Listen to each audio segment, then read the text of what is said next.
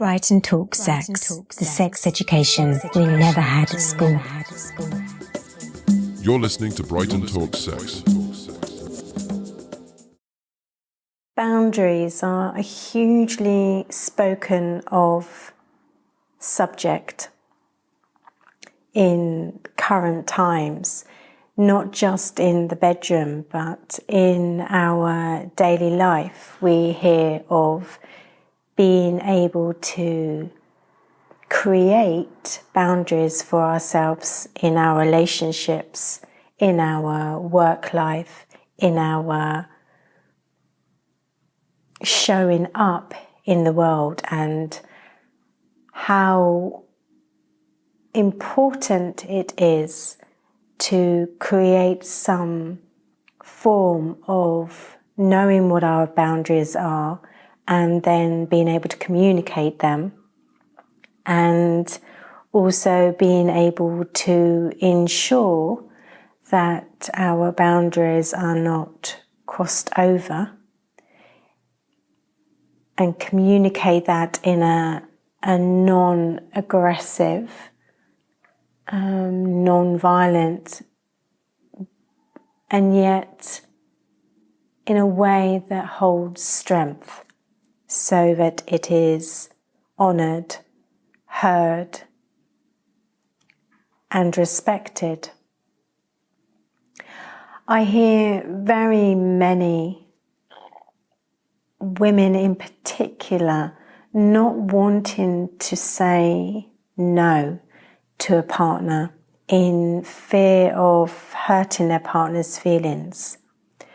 And on the flip side of that, I hear clients saying that when they have received a no, how rejected they feel and how much that rejection hurts for them.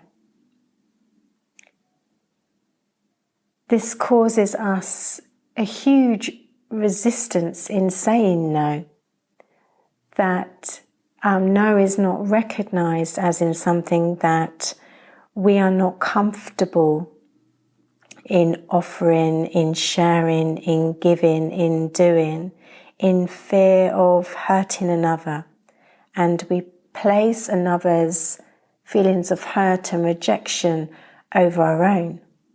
And that means that the way we're showing up in our relationships in the world isn't authentic, because we're not truly in that space of sharing, of giving. We're doing it with a feeling of have to, or should, or expectation.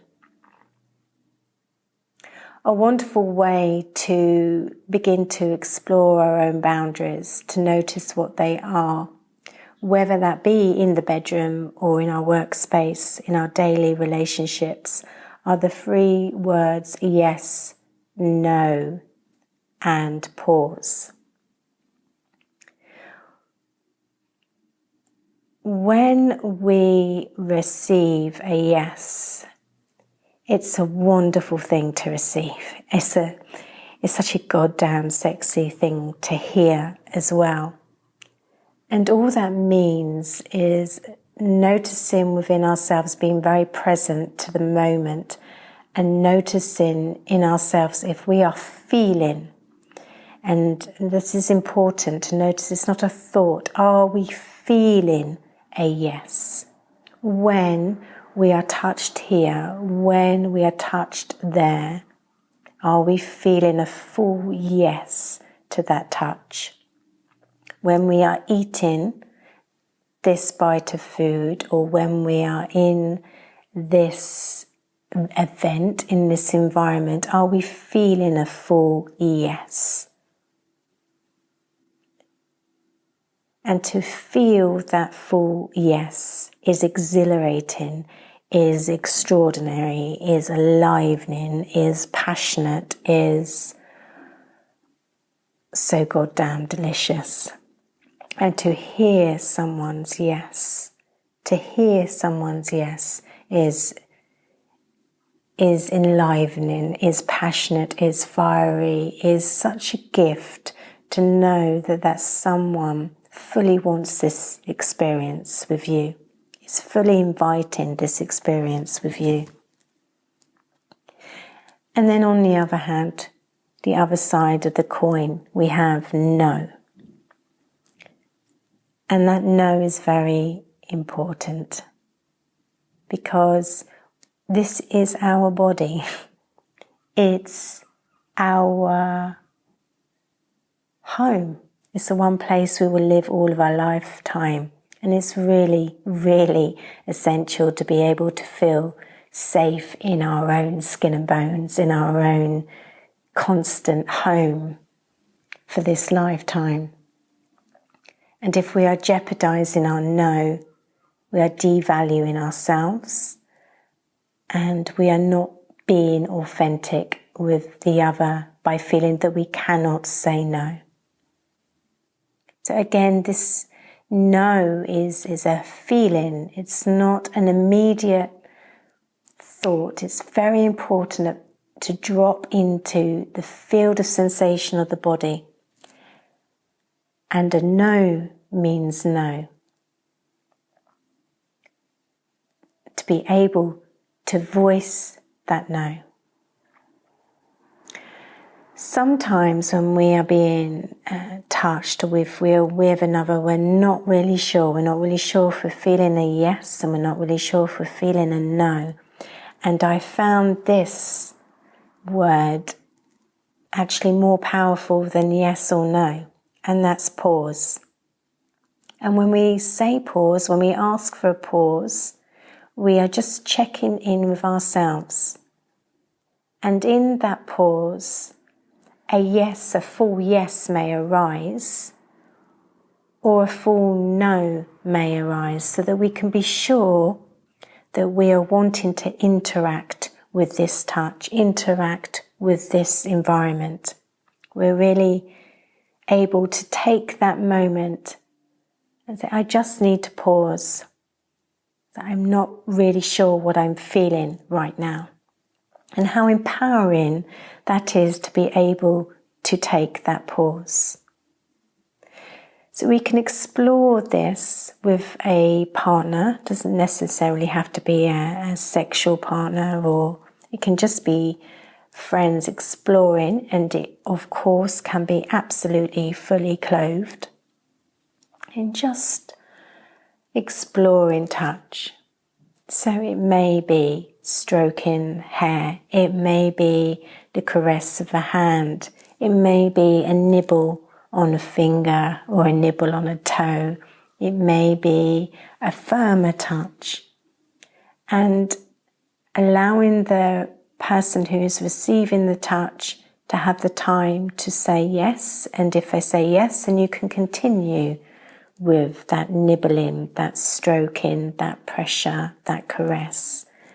And if they say no, it has to be an immediate stop, and to not step over and just think, oh, well, if I just try a little bit more, then he or she might grow to like it. No means no.